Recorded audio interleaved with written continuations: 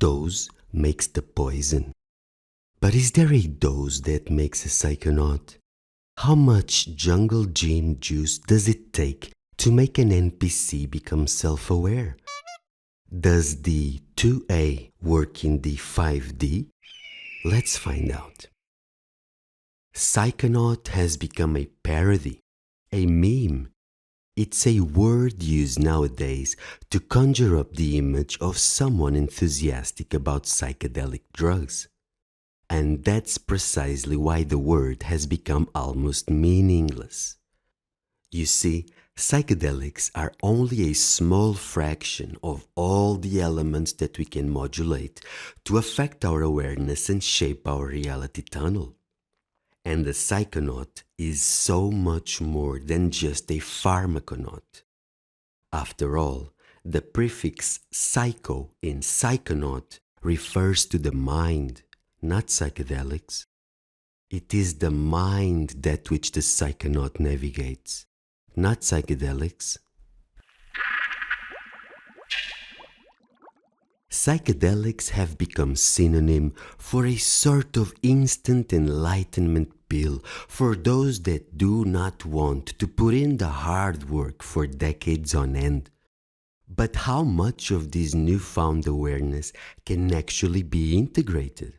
And at what cost? Once the sandboxed environment of psychedelic enlightenment terminates and the precious jewels of pure logos vanish with it, I wonder how many people can actually bring with them souvenirs. Seeing the architecture of the human mind OS being revealed in HD or interacting with holographic astral demons is not the kind of first-time fun most users imagine they're signing up for.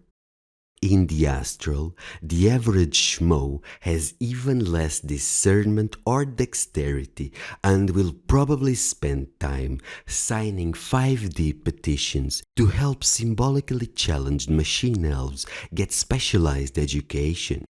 Ha! That was another contract you just signed. Now you have a new housemate.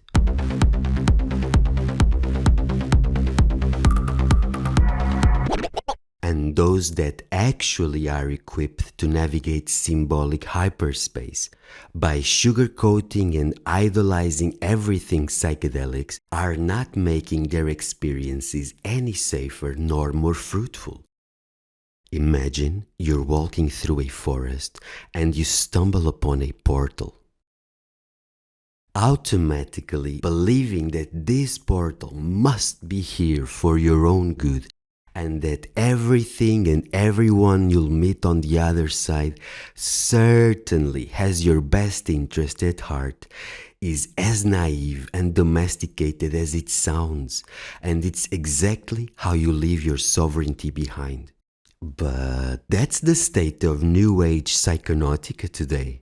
This substance is inherently good, and it was definitely created for my benefit by a loving higher power.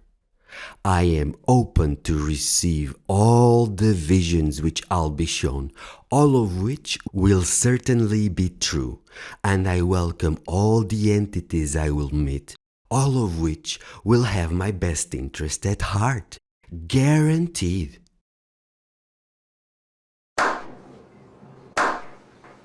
Why would you voluntarily and happily make an astral prey out of yourself?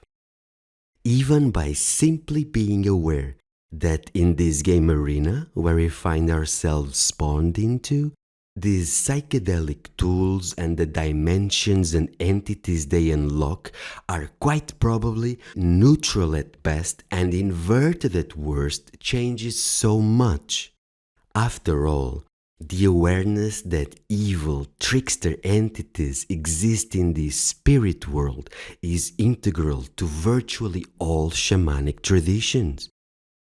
It's only this modern breed of New Age pharmaconauts that got neutered and hooked on the Kool-Aid. And even the entire Mazatec and Maria Sabina story, as it's popularly known, has been completely glossed with New Age delusions and propaganda, where the magic mushrooms were made far more central and prevalent in the Mazatec universe than they actually ever were. And many of their authentic indigenous practices offered today are actually a product of the modern age, since the Mazatec people had to adapt their discourse and ceremonies to fit the tourists' expectations. They even had to start calling their curanderos by the more trendy term shaman, because who wants to hear some goddamn curandero talk about anything other than magic mushrooms? Christ, just give me some enlightenment I can eat, man. Things have been so utterly distorted into a parody that many of the viral quotes attributed to Maria Sabina were never even remotely her own. This is bullshit. What is it? This is bullshit.